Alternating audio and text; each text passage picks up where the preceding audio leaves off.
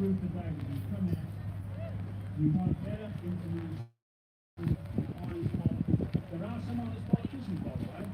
There are some good honest politicians who are being crushed by Andrews. The real politic of the numbers games, closing them down. This is to give them a voice, because when we give them a voice, they give us a voice. When they have our back, we got their back. That's what this is about. Introduce it to some honest politicians. Let them say what they got to say. We got various parties here today. Doesn't matter what party you're in, as far as I'm concerned. The Libs and the Labour Party joined forces. They're the uniparty. What we are is groups of people in different upcoming parties, small parties. We are different units in the same army. We want the same things.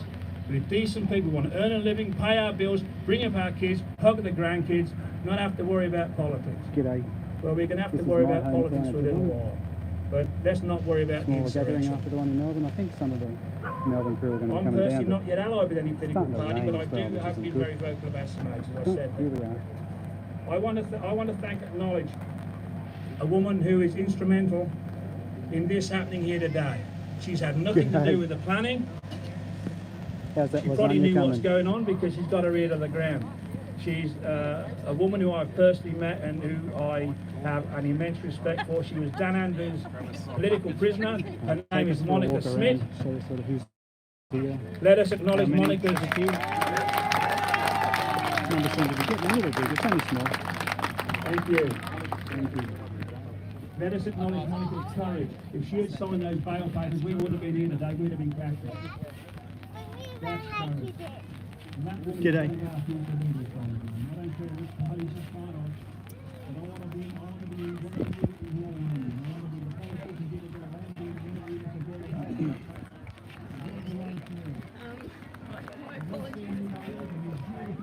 Can you get some live music action going on up there by the look of it? Anyway, this is all we got so far. It's only a small little gathering on a rainy Sunday afternoon. I tell you, for a little sleepy old Geelong City, that's not bad. It's not bad. Big family gathering, lots of kids and stuff. Mums, dads and their kids, grandmas and grandpas, etc., etc.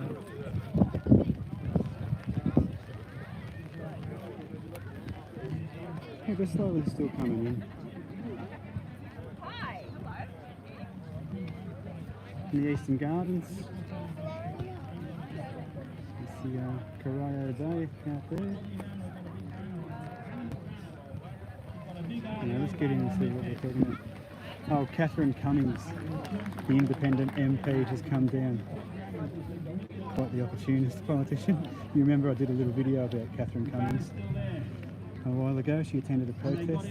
Remember her famous words, if you want me to listen to you, you're going to have to listen to me. You know what the budget was for today? There she is. Nothing. But why not? What we achieved. People with heart. People with confidence. You. Politicians who picked up my phone on the phone call, they didn't recognise me, they don't know me, they didn't recognise. They picked up the phone, they took the call, they said I'm in.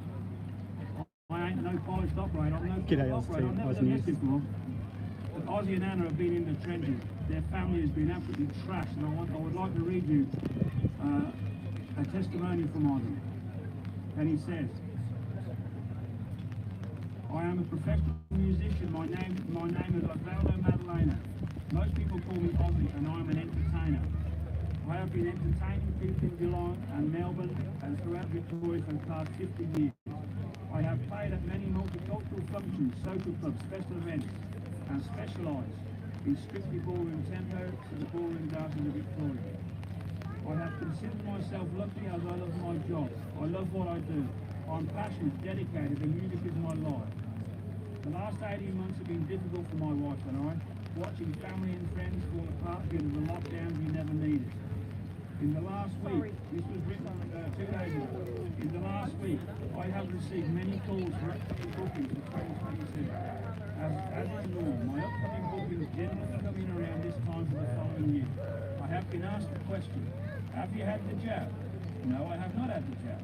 My servers are immediately declined, and just like that, in a matter of 7 days, I've lost 40 plus gigs for next year's work 2020. I blame dictator Dan, he is evil and he wants power and control anyway. He can get it. Shame on Dan. He does not care how he gets that power. Today, my friends, you must not give him the opportunity to have his way over us. The people of Victoria, we must be heard. Show ourselves in numbers. This bill cannot be passed. We must put pressure on the MPs to vote against this insane bill. It is a dangerous bill, and I know in my heart that if it should go through, no one in Victoria will be free. Not the vaxxed or the unvaxxed. No one will be safe. We will all suffer in the harshest possible way. Do not trust dictator Dan. He has betrayed his people and you.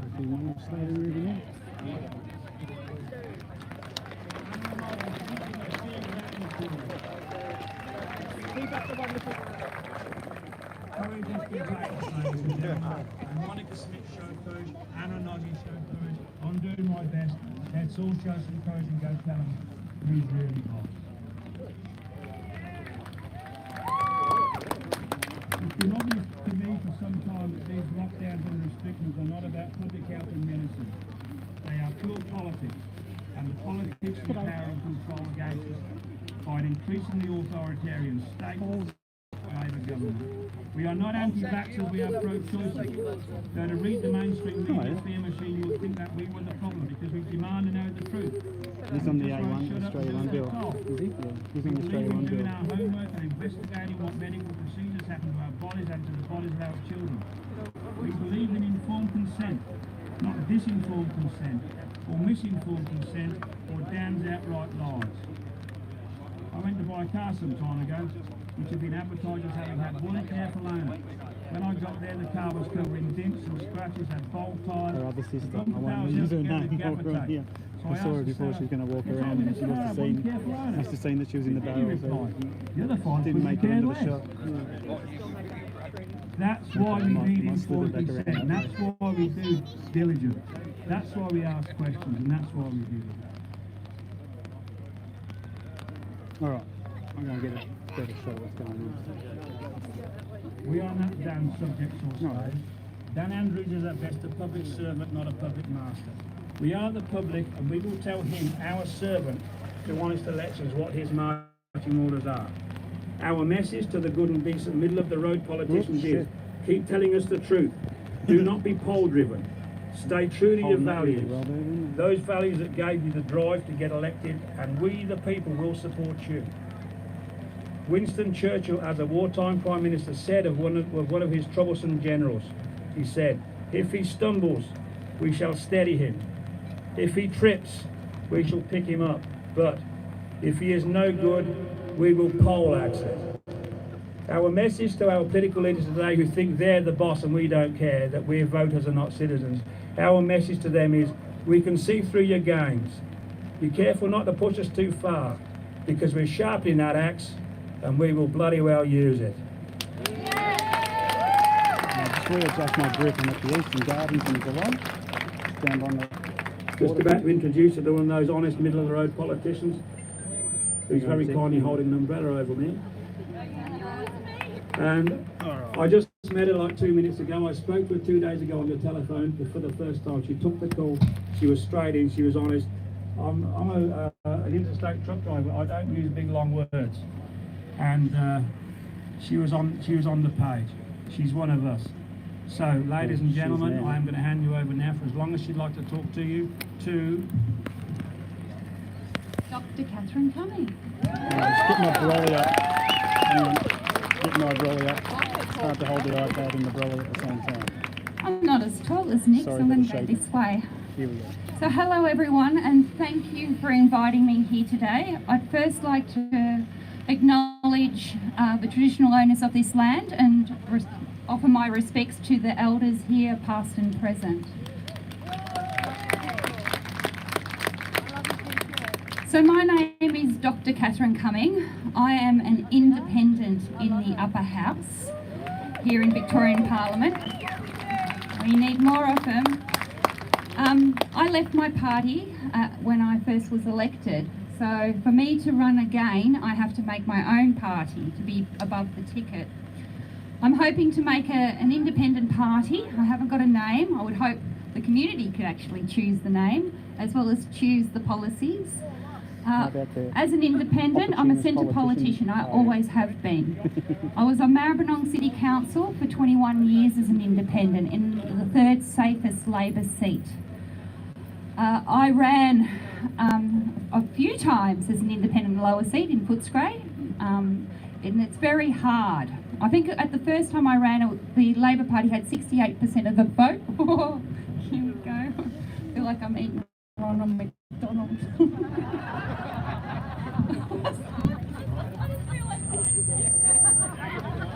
It's not dead end, is it? Is it?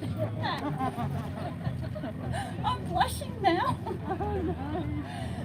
So, yeah, so let me be serious for a moment.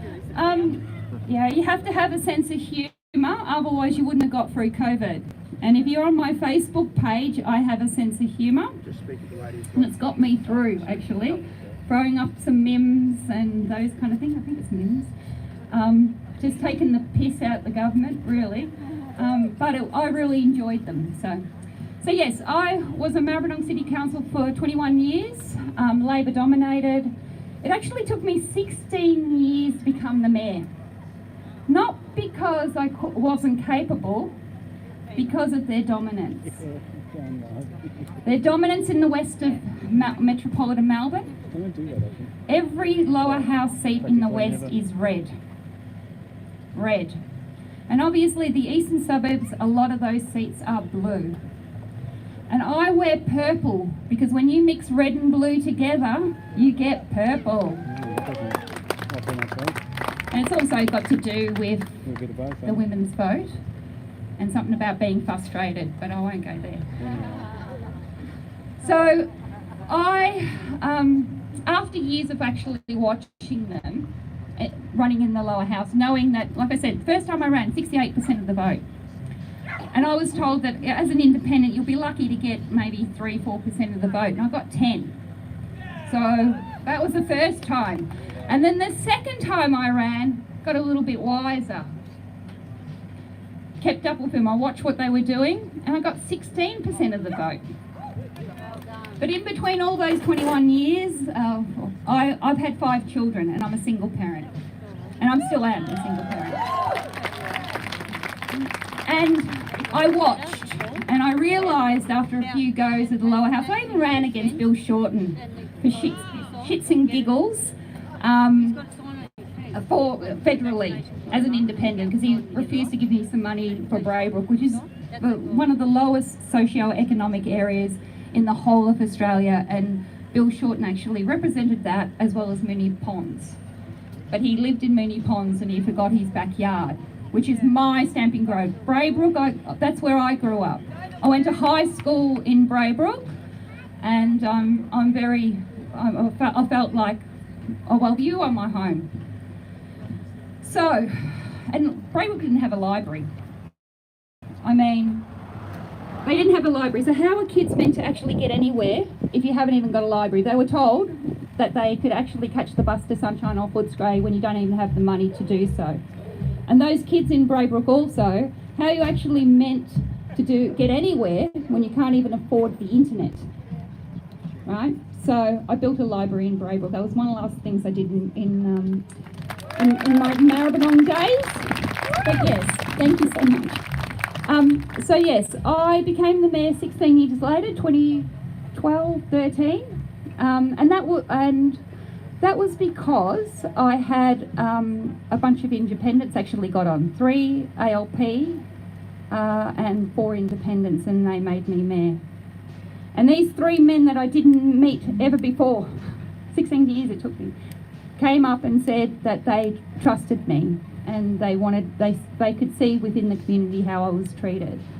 I was told by the ALP, I wasn't good enough because I was pregnant, or I wasn't good enough for whatever reason, and I actually took that on and kind of was chipping away at my self-esteem. But, in the mayor, when I was actually going through domestic violence, mind you, worst time of my life, 5 small children, and they made me mayor, and they knew this. All the other times they could have done it for me. I had a shop. I was quite up and about. I had a husband at one stage, a couple of times. But for myself, it gave me the confidence to keep going. And I realised that if I really wanted to make a difference for my area and Western Metropolitan area, I would have to run for state, but in the upper house. I had to cover 150 booths. 150 booths. Big task, which I did. I also spent my money off my own mortgage. So I got there off my own steam and sweat. But now that I've been in Parliament, the first year was a steep learning curve for me. I'm not a lawyer by trade. I'm a doctor of Chinese medicine, and I have been a doctor of Chinese medicine since I was about 19 studying. So I had to learn the bills, the laws, and what went on. And then COVID hit. Me and Dan and the Labor Party, we were mates at the start. We were good friends in lots of ways, because obviously they knew that I have been working with the Labor Party for many, many years in my area. So COVID hit, and I could see straight away that they weren't doing what they should be. And why I say this is because not only am I a doctor of Chinese medicine and have been treating patients for many, many years, using hand sanitizer, making sure that I wasn't giving my patients anything I had or catching a blood-borne disease from them. I was in the Army Reserves for 10 years, and in the Army Reserves I was a preventative medicine technician, which is like a health officer, as well as a medic, and I could drive 10-ton trucks because you don't drive the ambulance. Story. So I knew I was Army trained on how to deal with a pandemic. Pandemic exercise, exactly.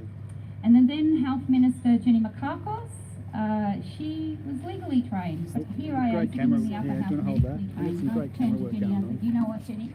Anything I can do to help, you just shout out. She said, no worries. The worst thing in camera work. For the first 12 months going, I wish I'd studied law, but here I've got the kit. I know what to do. I never live stream anyway. And she goes, look, she studied law. And then within a few months, the Gang of Eight occurred. The Gang of Eight. And there was no talking to me or any of the, what you would call the crossbench or the non-government, and they shut us all out. The Daily Dan started to occur. And that, the Daily Dans, was pretty much how every other Member of Parliament was getting the information of what was going on. I was sitting there on my porch or my veranda. I don't live in a renovated house. And I was watching the Daily Dans to actually know what the directives were. And a lot of us were. But I could see it. And then they shut the lower house out, that they couldn't actually turn up. But thank goodness, when we actually adjourned, we put a date on it, so we had to turn up for them to close us down again. So I turned it up like a red hot.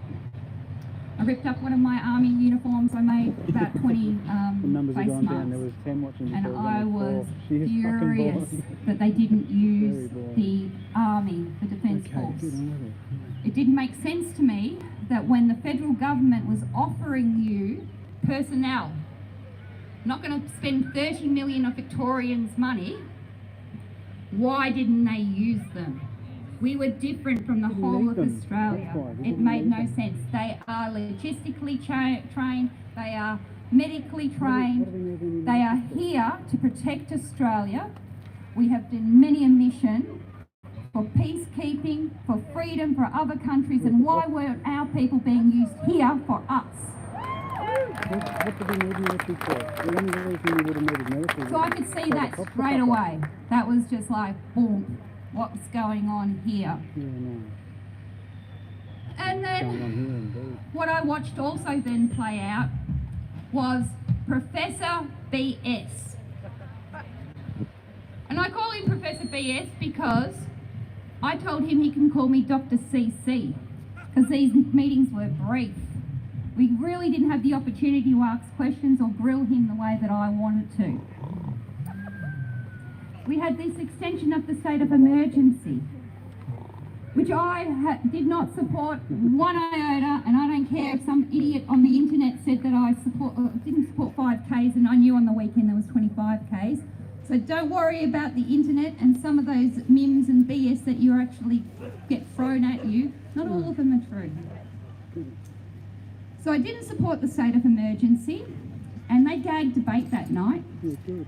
I had a fistful of emails and questions from the community, and they got up, 6 of them at a time, each clause, bang, vote. Allowed a couple of people to speak, bang, vote. That's not democracy. That's not what the upper house does. Our job is to actually go through the legislation, ask questions on behalf of our communities and make it better. But what I've witnessed is not once are they supportive of the crossbench or the opposition for that matter to get an amendment into a bill to make it better. They do lip service to it. They allow us to talk, the debate, find a couple of, find maybe 3 people you might know and make sure that that gets across.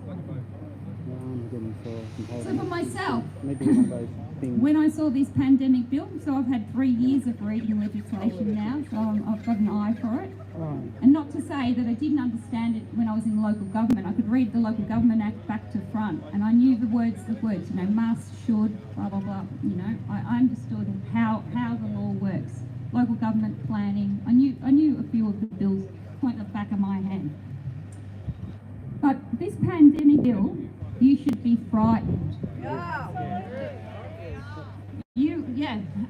And you are frightened for a very good reason, because the language that is in it is not, it's extremely loose, it is interpretable, and it's not right. Exactly. And the BS that somewhere like New South Wales has it, that's BS. Total BS. You've never seen anything like it, and you should be frightened. But what I also noticed in the last 2 weeks is another piece of legislation there. It's called, I think it's privacy. My brain's gone a little plain frog. But if you become friends with me on Facebook, I've actually uploaded those 2 pieces of legislation, the pandemic one, and I think it's information sharing, something to privacy, or something to that effect. My brain's gone fog. But you should read that. It's only about this thin, and it talks about you don't even need consent with your medical records and passing them around. Now, like I've said before, this might be not dubious. It might be something that they found needed during this pandemic. I don't believe anyone here has been consulted, and no one here has actually had any input into it. So I'd urge you to jump on my Facebook page, and I upload it. I'm old. I'm Generation X. I got Facebook. Yeah, we are. That's right. We are a bit oopsie-daisy.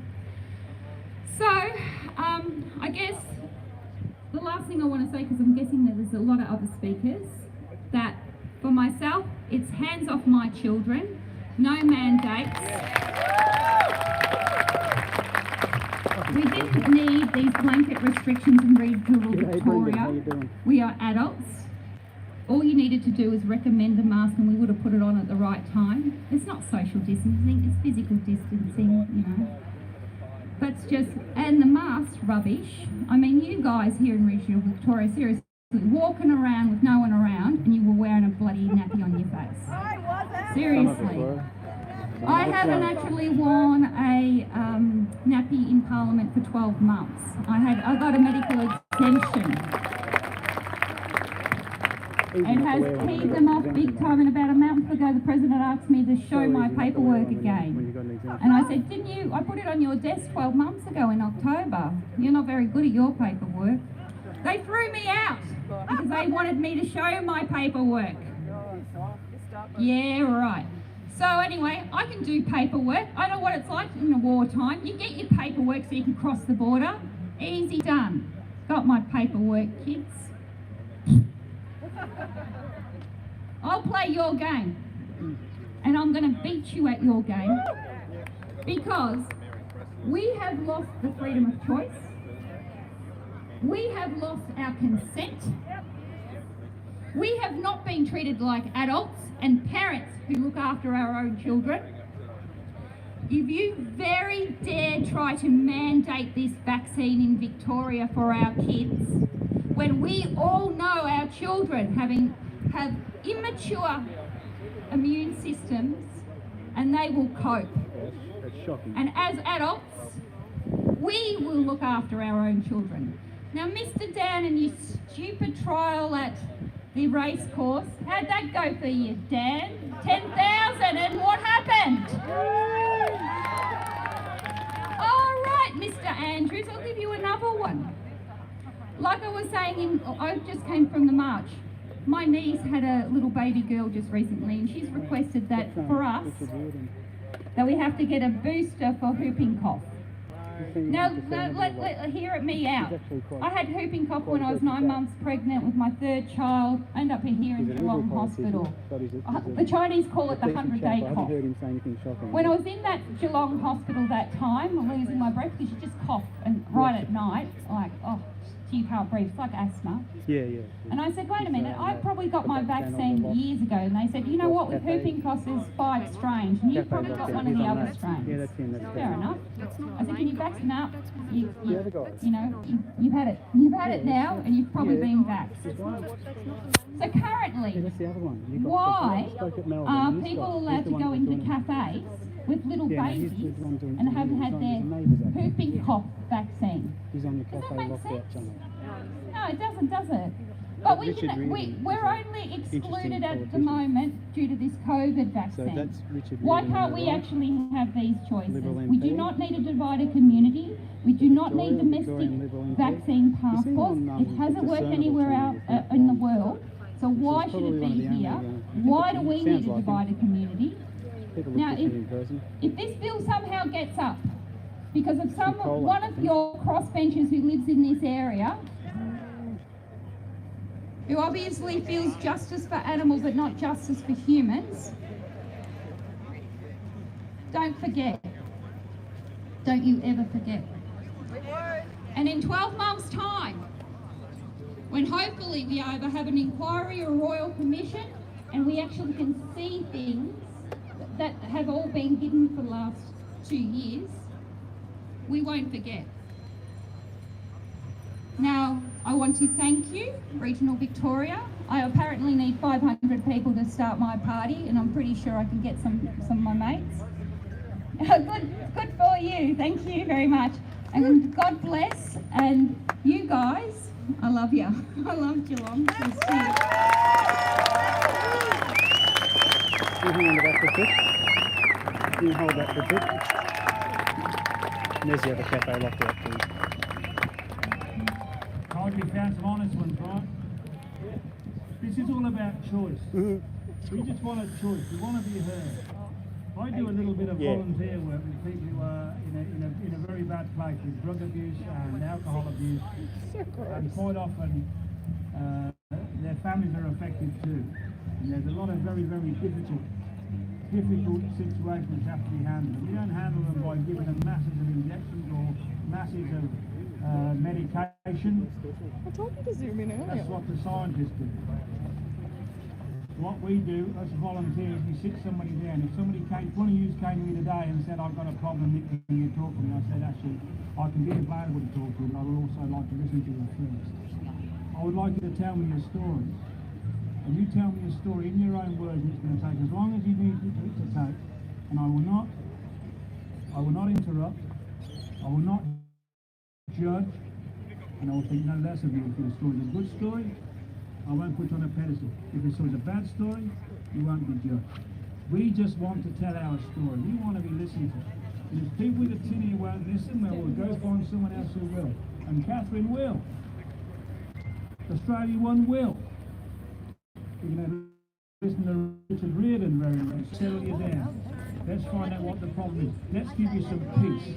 Let's give you some safety. Recently, Barwon Health have been... Shakes more. letting go a lot of Let's see, employees it because picks they up won't all my get shitty the job, and shakes, they've been sending because I can't hold it very pretty straight. bad letters and shaped in legal It's all right. terminology, It's okay. except they're not legal letters. They break just about every law you can think of. Biosecurity law, privacy law, disability law, they don't care. You know, they use the law the way they want to use it. So one of the things we did Might for do this another walk around. mainly women at Bar and Health, a lot of males too, I'll be back. is we got in touch with organisations called Red Union. Red Union solve on the ground immediate problems. As I said before, we are at the Eastern Gardens in Geelong, down by the waterfront. There is Coral Bay over there. A small turnout, a little family event, Kill the Bill gathering, I guess you'd call it. Take you for a walk around.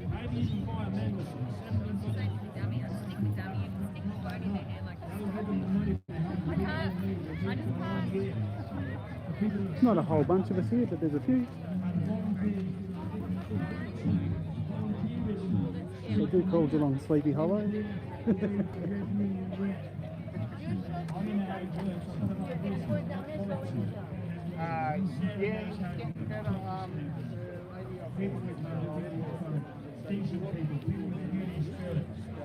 That's it we need, not smart ass politics. We just want to wander around and just give away our money, give away our land to the Chinese.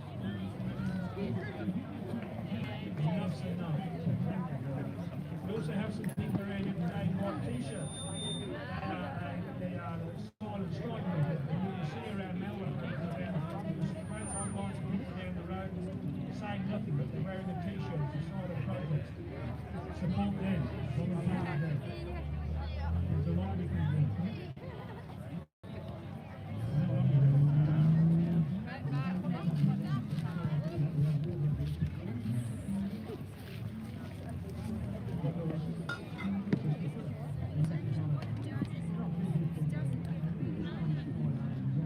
Not a great view from here, but you can see our bay over there. Nice little place. Now that the rain stopped, it's even better. Maybe a few more will come down now that it's not raining. Well, I'll work my way back around so we can hear what these people are talking about. You might be interested in that. There's not much else going on. So I'll show you what they're talking about.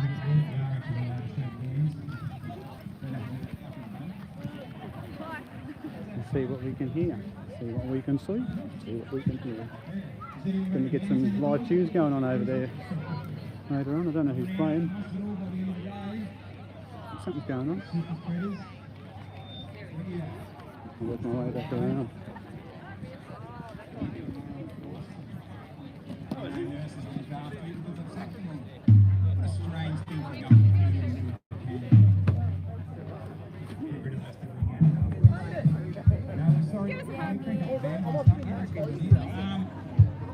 I know I'm late. I didn't come at all. No, we're late because honestly, we got to Melbourne thinking we had a great turn up last week. There was like, See what's going on this I'd say about 15,000 people last week, maybe 10. I might have exaggerated a little bit. It was more than 253, which I read in the Age. God bless them. No narrative being run, of course. That's just me being a conspiracy theorist. Anyway, we got there today, and I was, kid you not, I was on Swanston Street looking up to the Parliament, which is up on Spring Street, and there was people already at Spring Street, all the way back down to where I was on Swanston Street. And if I looked left up Swanston Street, there was even more people coming down that way. I was basically in the middle of the pack, and it felt good. It felt really good to be allowed to be a human again. And I was walking past this female copper, and she leaned in and she said to me, "Good luck. It's a good turn up today." And it broke my heart. And I was glad I was wearing sunglasses because I started to cry a little bit. But my son still pointed it out. "Ah, you're crying, Dad." We didn't bring him either. Anyway, no, it was a great day. And then the speakers, and obviously some of the speakers spoke for too long, which I'm not going to do, so that's going to be all right. But it was just fantastic. It was fantastic. It felt like there's some resistance to this insidious agenda that is being instituted by Daniel Andrews and cronies like him. And it's like the further up the tree you get, the higher up the corporate chain you get, the more likely they're going to be complicit with this agenda. But we're the people. We are the people, and we have the power to fight back. And that was just really obvious today at Spring Street in Melbourne. Thousands and thousands of people, as far as the eye could see, people saying no, standing up and saying no. Because we've got to draw a line somewhere, and we've got to draw the line where we say no, no more to this agenda.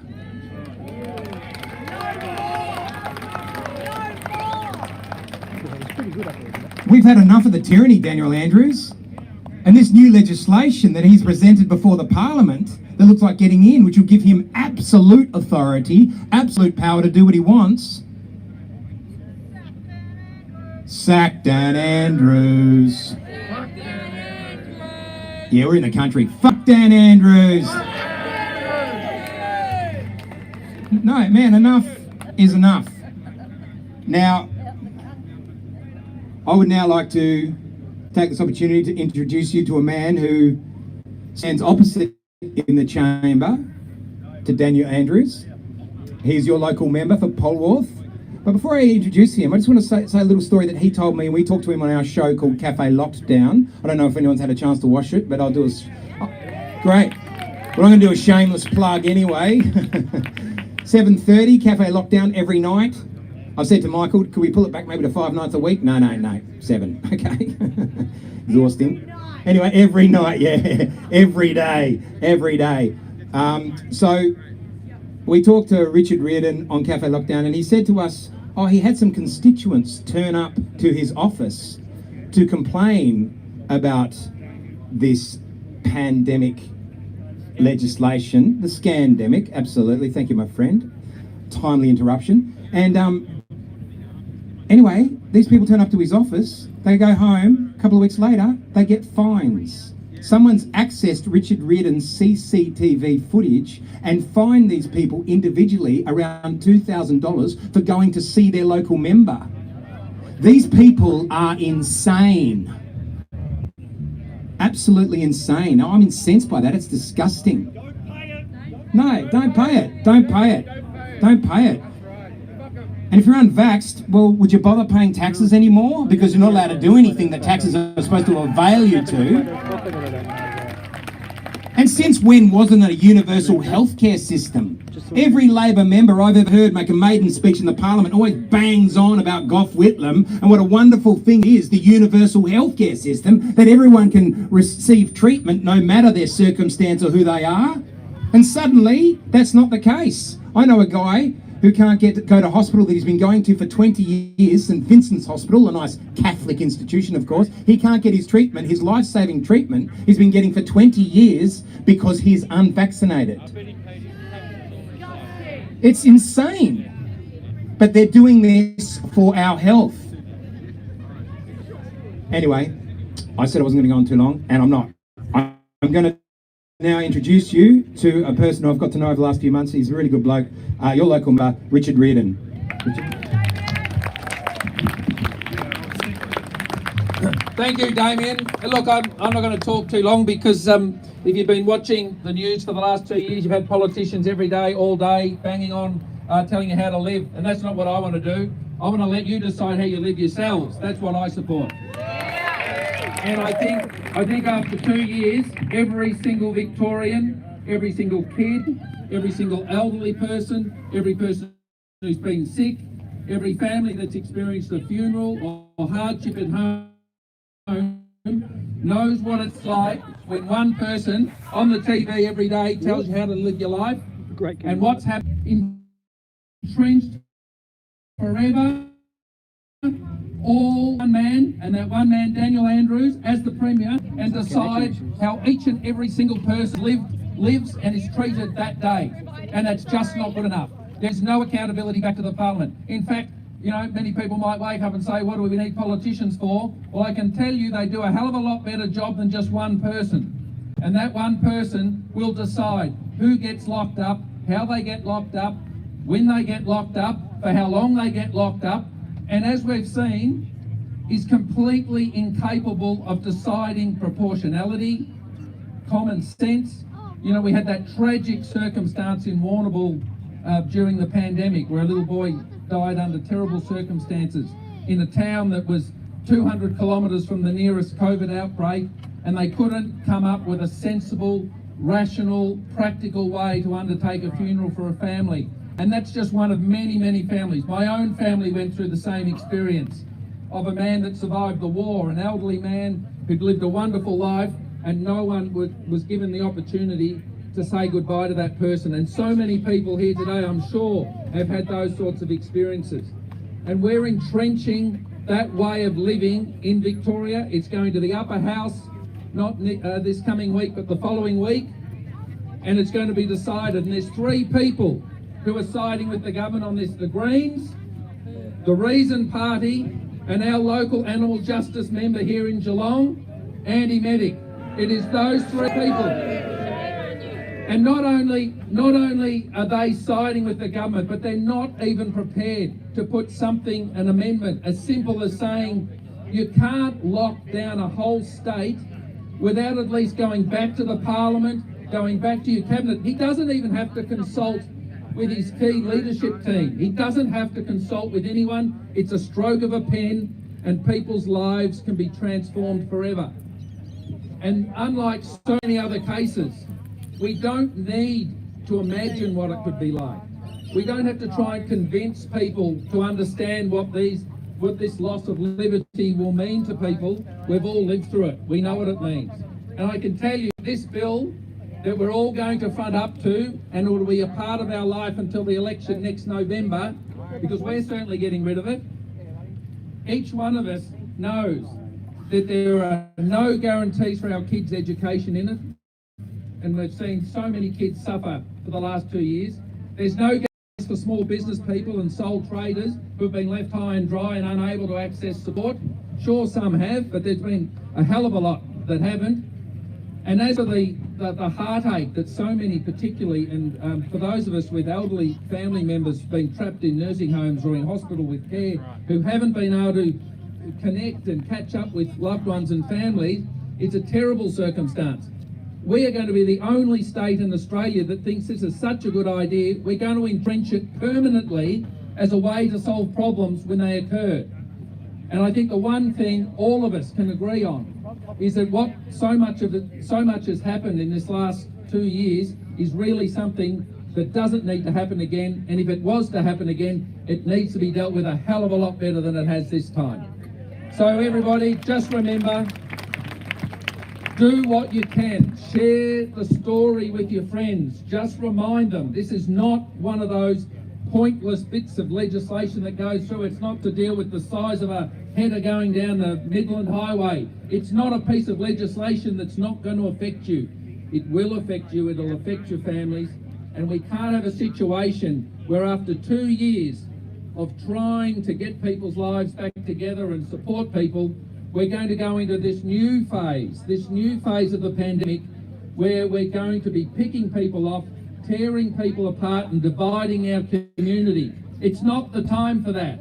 The time from now on is to rebuild our communities, bring people back together and support people, not rip them apart. Thank you everybody, and keep strong.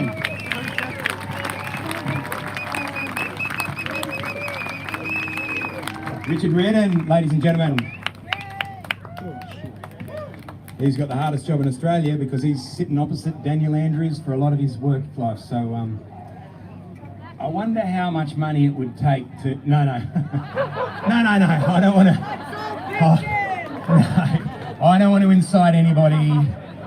They're arresting people down there in Melbourne, make no mistake about it. And they're building the camps. Let's not forget that. Let's hope we're mistaken about them, but I wonder. Okay, now, there seems to be a lot of political stunt speeches going on here, so a bit in that theme before I introduce some other people that will lighten it a little bit, and, or not, as the case may be. I'm going to introduce you to someone you probably know locally, Paul Barber, who's the local Liberal Democrats member. Paul. Thank you very much.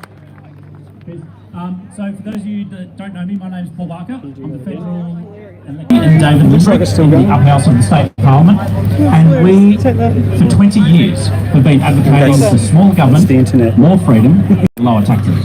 Something that's pretty simple. It wasn't really sexy 5-10 years ago. Vape session A over. little bit more appealing now.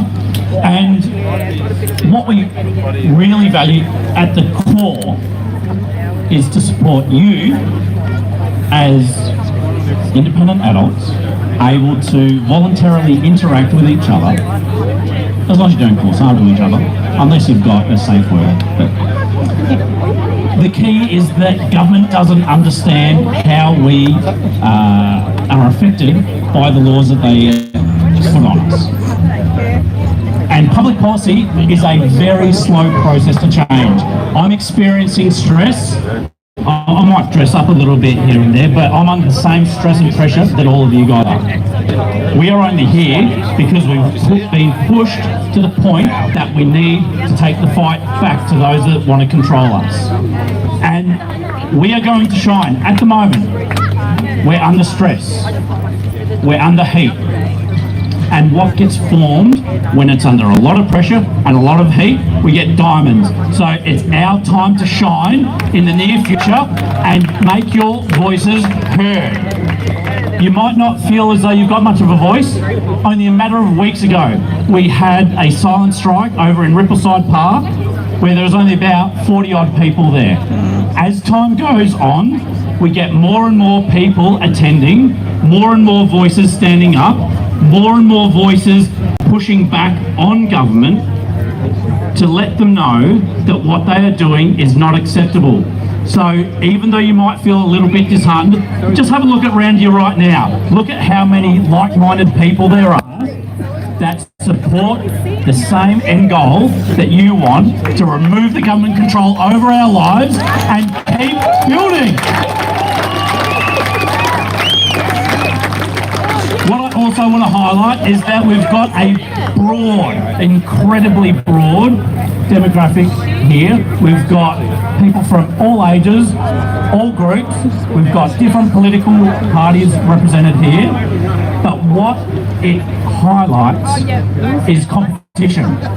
Anyone that's been in business or even in sport knows that with greater competition breeds more innovation, more creativity and better outcomes. So It is real whooshki. what we might differ on certain policy differences, have a look at the various political parties. I have a bias to Liberal Democrats. You'll have a different bias, potentially. Hopefully you've got a bias towards us. Huh? But You picking on dig deep. In 2018, if we had a look at Animal Justice Party, we would have seen something that sounds on the surface pretty good. Who doesn't want justice for animals? But at 2018, a lot of us weren't as politically aware as what we are now.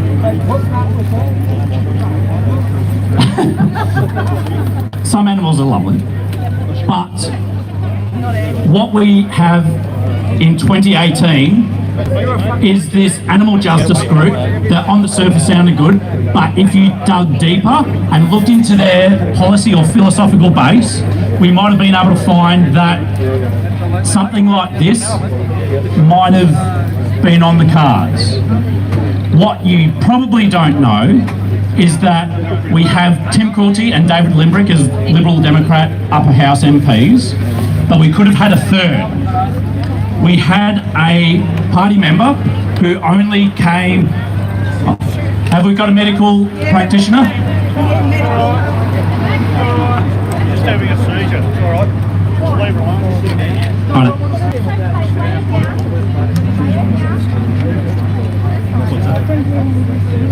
Oh, we need a doctor. A real one. Okay, I think we're under control. Right. Here. So we came within a very small amount of votes from getting a third Liberal Democrat MP into the upper house and having the person that was elected not be elected. Had that happened, we would not be in this situation now. So from here on going forward, they often talk about not talking about religion, politics or money. Scrap that, talk about politics, keep talking, engage with your friends and family, make sure that we know what's going on and vote accordingly so that we can take power back and make ourselves in charge and not be beholden on government. Thank you for your time. Malt liquor's one word. Anaconda, malt liquor. Malt liquor is one word. Anaconda, malt liquor. Now we're going to have a change of pace now. I think we've been, is there any more politicians, budding politicians looking to, impress anybody to get the votes? Anybody? Anyone put their hand up? Sort of like this pandemic's made everybody political. This pandemic's so political. Even friends I know, they were traders and stuff like that. I don't care about politics. I don't want to know anything about it. They're like, hey man, have you heard about the New World Order and Klaus Schwab? Everyone's been politicised by this virus. Anyway, and we have now a change of pace with a bit of spoken word. Someone ever been to a spoken word night, right? And it's Mishka is a local person, and it's her response to her ideas around freedom. So it's her freedom poem. So please put your hands together. Big warm welcome for Mishka. Thanks, guys. So a couple of times in this, you'll need to repeat I might after slip me. around and sit back down at the front for a bit so I can see what's going on. Sorry, No, I've never somebody's spoken watching in it. public before. Okay. Freedom fighters unite in the fight. Now it's in our face. Australia now Oh, you're right. is utter disgrace. Mandatory jab, abolition of fast. Dear premiers, stick that jab up your bodies just so we're clear. Our hearts and our souls, and we won't live in their fear. My body, repeat after me. My body. My choice. I have the power. I am the voice. My heart. My soul. They don't own it. I'm in control. I'm trapped in their cage and I'm full of rage and I just want to be free. They say there's no choice, that I have no voice and I'm alone in this fight. We'll see. Because they can penetrate my job, my radio, my TV. But I'm damned if I let them penetrate on me. My soul when I was living their fear. My body. My choice. I'm the power. I'm the voice. My heart. My soul. My soul! They don't own it! They don't own it! I'm in control! I'm in control! Dear premiers, will you cut out our tongues? At what point in this race will you feel like you've won? The people you brainwashed, coerced, confused, in which you segregated, tormented, abused. How much more blood do you want on your hands? How much more power will fill your demand? People fight for our freedom and we're not going to quit. Dear premiers, we're sick of your... Oh, there goes. Sick of our bodies, just so we're clear. Our hearts and our souls. That's my cousin. He just got married. That's my cousin. My cousin's in there. Where's the part? My choice! I saw Adam, so I'm assuming Bart's in there too. I am the voice. I am the voice! My heart. My soul. My soul! They don't own it. Yeah, those two, my cousin's in there. He got married today. Congratulations, Barty. Breathing shallow and shaking. Bart and Bernie. Bernard and Bart, they got married today. So there you go. Awesome. Congratulations. I'm going to whiz around and get a front row seat for a bit. Take back the power from those in disgrace. Arrest them for Recording. crimes. No mercy or grace. These actions just so we're clear. Our hearts and our souls, and we don't live in their fear. One more time. My body. My choice. I am the power. I am the voice. My heart. My soul. They don't own it. They don't own it. We're in control. We're in control. Ladies and gentlemen, Mishka.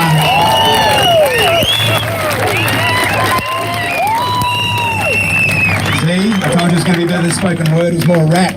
But Mishka, where were you on those lonely nights in the Perseverance Hotel in my 20s, you know? Fitzroy, Brunswick Street. Fuck, they went on forever. It was a good rap song, Mishka. Now, I think you all know this next person I'm going to introduce. I've only known this person for a couple of months, and I met him on the steps of the shrine. What's going on over there? I'm not quite sure. Is that... She's all right? Yeah. Not an adverse reaction, I hope. Too soon? Too soon? No, I get that. Is it? You're joking? That's disgusting. Yeah. Ladies and gentlemen, that lady over there was a successful young woman with a career, with a house and with a family. She had a job. She's not successful anymore. She's actually homeless. So what we want now for that lady, I'll start again. That young lady over there who you just saw was a successful woman with a job, with a career, with a family and with a home. She had a job, she has nothing there and she's homeless. So we're about solutions. If anybody here right now has a granny flat or a home that you would like to let that young lady have, contact Damien. We'll make it happen. Because we look after people here. We don't walk away from people here. We're doing this because we care.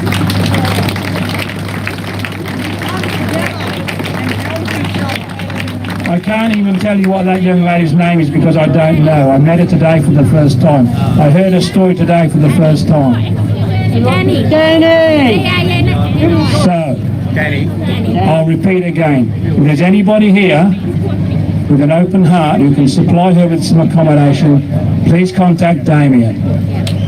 Because we're here for each other, especially the weak and the vulnerable and the powerless. Thanks, Nick. See, sometimes when you're doing this and you're walking through this stuff, you try and bring a bit of levity to the moment so it's not always really sad and depressing, but sometimes the reality overwhelms you with how sad and depressing it actually is. Yeah. And how painful the circumstances with which we are confronted as human beings. And there it was with Danny. We won't be defeated by it because we can't be defeated by it. And so we'll move on. Now I'd like to introduce you to a guy who became a friend of mine a couple of months ago when we were being shot at by the Victorian Police Force on the steps of the shrine, which they had corralled us to and then complained that we would choose that location. They had a tank on the street called a Bobcat, firing rubber bullets. They now have 3 of them to shoot on the Australian people with. More than shame, let's call this thing what it is: unadulterated evil. It's evil. They don't care for our health. They don't care for Danny. They don't care for my daughter who can't work, who can't go to school, who will have to go up to her room and hope that she's still alive when I wake her up at 3 o'clock in the afternoon.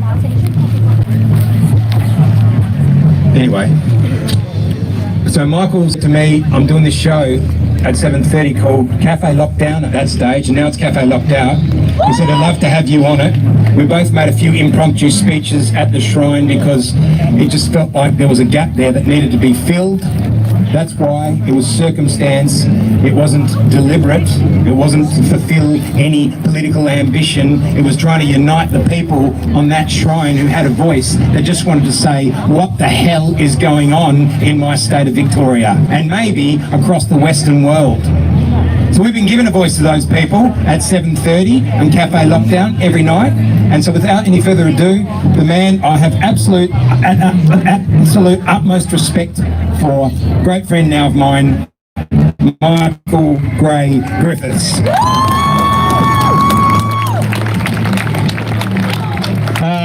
Hello everybody. Yeah, that was amazing. Meeting Damien was amazing. What I just saw then with the people coming out giving donations is actually going to make some of this speech not work.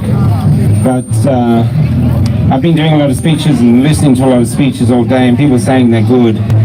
But we have to realize that at the moment, this bill is going to go through. He's actually got the numbers. Okay? That's where we're starting. That's the reality we are. Now, I'm not as articulate as off the cuff as Damien, so I wrote my speech. So, but all week, actually last 2 weeks, I've been sitting on the steps of Parliament House. We nickname them now the Stairs of Solace. And all these people, dead ordinary people, some from the country, some far away, come there and sit with us because their hearts are breaking. They've lost their jobs, and a lot of them have been cast out of their family and friends. Family. It's like somehow a great part of us, a great group of us, has lost the courage to love. It's and so they come there for solace as much as we can give. And it makes me think, you know, like, what happened to caring? What happened to common sense? What happened to the ability to be able to tell a lie from the truth? Because if you can go into a cafe now and sit there and drink a latte, they might tell you you're free, but you are not free. You are a slave. That's what you are. If you want to be free, you have to be out here. You're not free unless you can retain the right to say no. And that's what they're taking from us. That's what they're taking from these people. They're turning up with nothing, like this poor woman here. And all they've got left is their integrity. And that's what they want.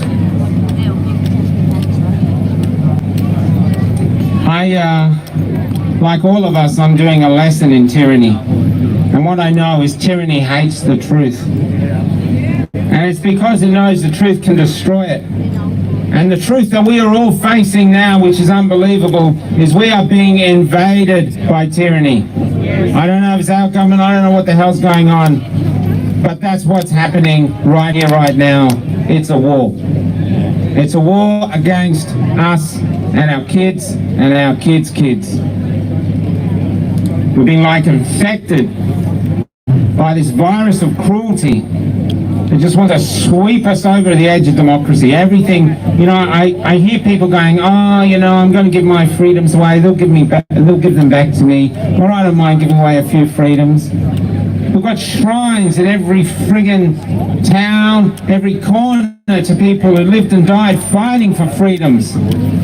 We have to respect them. Our freedoms are not ours to give away. They are ours to cherish, and they are ours to hand over and defend to the next generation. We have no right to give them away. That is an act of cowardice. And to do it for a friggin' latte in a cafe is just disgusting. In fact, I even go with the RSL here, you've got to stop standing up and do that minute of silence like that means anything, because at the moment it doesn't mean anything because you're giving it away. It's a lie. And that's what they want us to live in. They want us to live in a lie where we've got to lie to ourselves, lie to our friends, lie to our kids, teach our kids to lie. That's what they want. That's what's happening right now. And the edge of our democracy is 10 days away. He's got the votes. I don't know what the other politicians said here, but whatever they said, it's probably bullshit. He's got the votes. Fiona Patton got some sex thing. The Animal Liberation Party, I don't know what the hell he got, probably a grooming centre for his dog. And the Greens, I just do not understand the Greens at all, I'm sorry. I don't get it. And I don't really understand, and this is what gets me, is that all the way through this bill, and I've had young lawyers looking at it, is the word detain. Basically, like now, he'd look at us and go, okay, pick out the ones who could be the trouble seekers, let's get rid of them, take them off and detain them. You know, that's what's in the bill, that's what we're facing. And that bill is 120 pages long. And yet the lower house passed it in 2 hours. 2 hours, and they passed this 120-page bill. Basically, they just sealed the death of our freedoms with a Judas kiss. They are our people. They're our politicians from our schools, our neighbourhoods, everything, and they've just handed over, or preparing to hand over, these enormous powers to a megalomaniac. This man has shown that he has the capability and the viciousness to open fire on his own people. And even though me and Damien were there at the march and at the shrine, there was a lot of young people there picking up rubbish, cleaning up the steps of the shrine with all these stormtroopers standing in front of them. And when they came to arrest us, they didn't gently just arrest us like I was arrested with this lovely gentleman here. We were linked arms. Damien was there, a few others. And we thought, okay, they're just going to tap us on the shoulder and say, come away, but they didn't. They were banging our heads into the concrete. And the young cop that was doing me was going, stop making me do this. Stop making me do this. And I said, I'm not making you do it. But it sounded a bit thin because my head was bouncing off the concrete. And then when another copper was leaning me away, he whispered down, this is not personal, mate, it's not personal. Well, it felt fucking personal. And I'm telling you what, I actually feel for that copper that was beating my head. Because what I actually think he was doing was destroying himself. He was doing the orders of this despot, and he was destroying himself. He became a cop to become one of our heroes, which is what we need our police officers to be. And he knew there was no way he could be a hero when he was banging our heads into the concrete. So he was destroying himself. So my injuries got better, but I really doubt that his will. And I actually feel for him for that.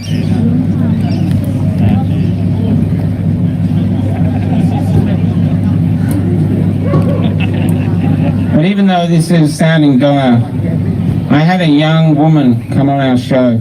She came to the steps of the shrine. She's covered in tattoos, body piercings, and she said she doesn't like society. She usually hides in her room playing computer games, but she felt that she was compelled to come out. And I got her onto the show with a priest because I wanted to just hear her thoughts. And she said something which changed my life. She said, we have a moral obligation not to sell hopelessness, no matter how tight its grip. And so I thought, okay, but at the same time we can't lie, because that's what they want us to do. They want us to live in lies, so we can't lie. So how do we do it? How do we find the hopelessness? How do we find the hope?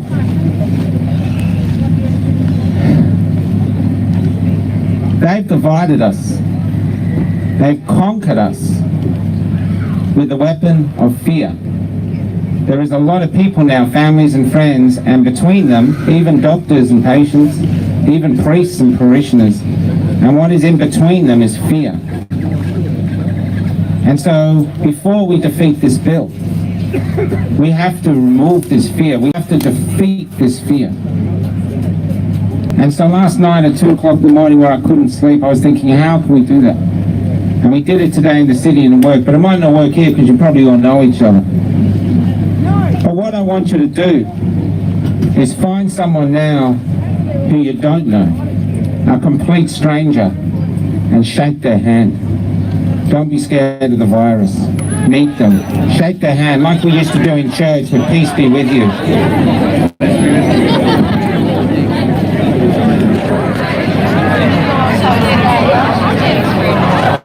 Because we have to reunite. We all have to do it ourselves. And we can. I really believe we can. But together is the only way we can do it. Together is the only way we can win. And that's what made me realize how important that chant is. Together, united, we will never be defeated. Together, united, we will never be defeated. Together, united, we will never be defeated. That's what we have to do. We'll never be defeated. Together, united, we'll never be defeated. Together, united. Marky in here is my brothers in arms. I met him at a rally, and he came down. He had a stellar career as a violinist in front of him, but he had trouble with the narrative, so now he's got no career like me. And he was sort of saying, what could he do? And I said, well, you know, why don't you do a version of the Australian anthem like he's got a broken heart? And that's what he did. And last week and just today in Melbourne, he played it. And a doctor came on our show and said what he did, he captured the frequency of the nation. And so what I'm going to ask you to do is I'm going to get him up here and I'm going to get him to play. And you're going to want to sing it, but don't sing it.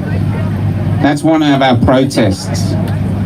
No matter what they sell us with their mass media or thing, or how they sell it to the world that we're happy, we show the world that we're not happy. So we let the music play, but we never sing that song again until we are one and we are free.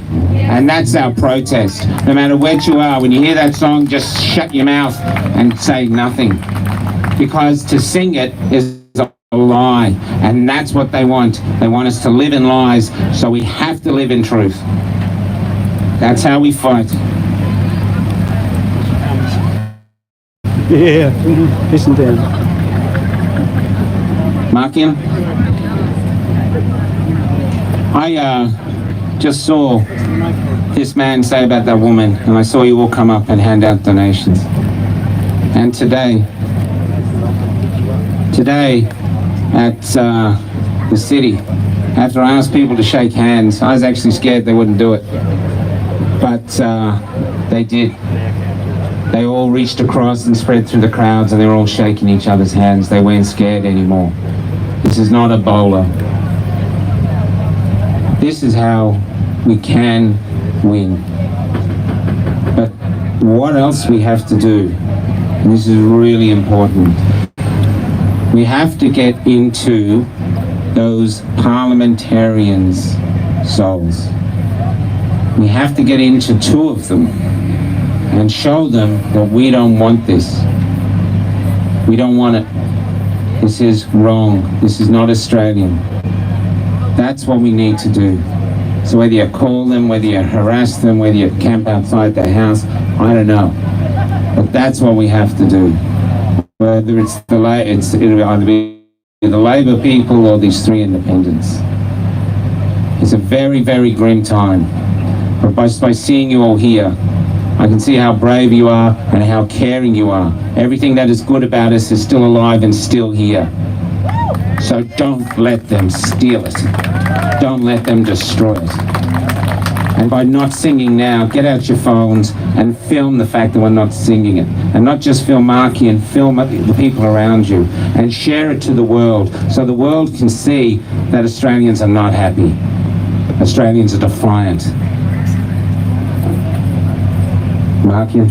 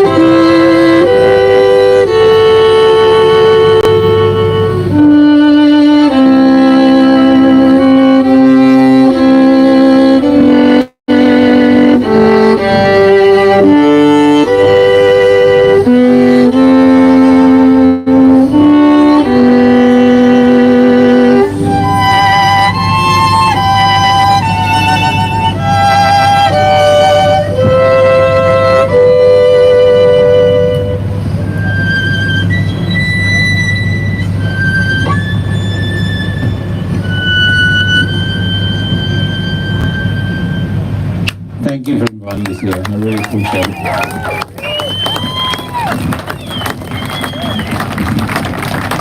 One more time, guys. Put your hands together for Michael and Markian, the double M's. I've just got a little bit of housekeeping to do. This is Andrew. If anyone knows Andrew, he's lost his keys. He went to the car, down in the car park, and he's come back here, and somewhere he's lost his keys. Don't search your pockets, I don't think he stole his keys. So if anyone finds them, that's Andrew. If you can return them to Andrew, obviously they'd be appreciated. Little left home. There's an offer there. Okay, I love that about it. Country, it's great. That's such a good thing. That's community. That's what they're trying to destroy. Community. They hate community. Everyone's still isolated. Also, I just want to say that the Lions Club are doing cakes, I think, raising money, funds for those worthwhile causes that the Lions Club contribute to. So feel free to buy some of those. Does anyone know who Danny is? If I could get the details for Danny, because suddenly I've got a stack of cash, guys. You guys have been so generous. I've got all this cash.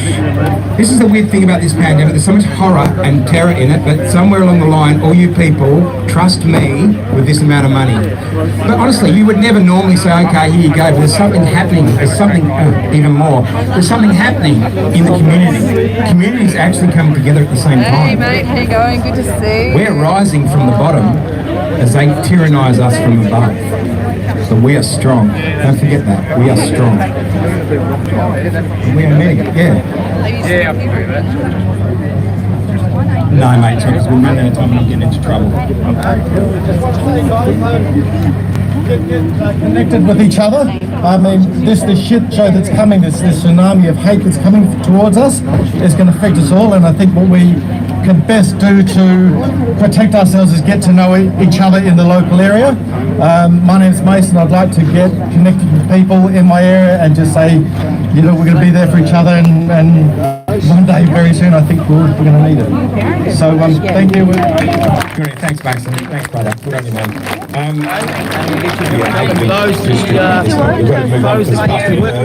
Furlongs, band guy got locked up for standing up to tyranny is going to be playing in a minute.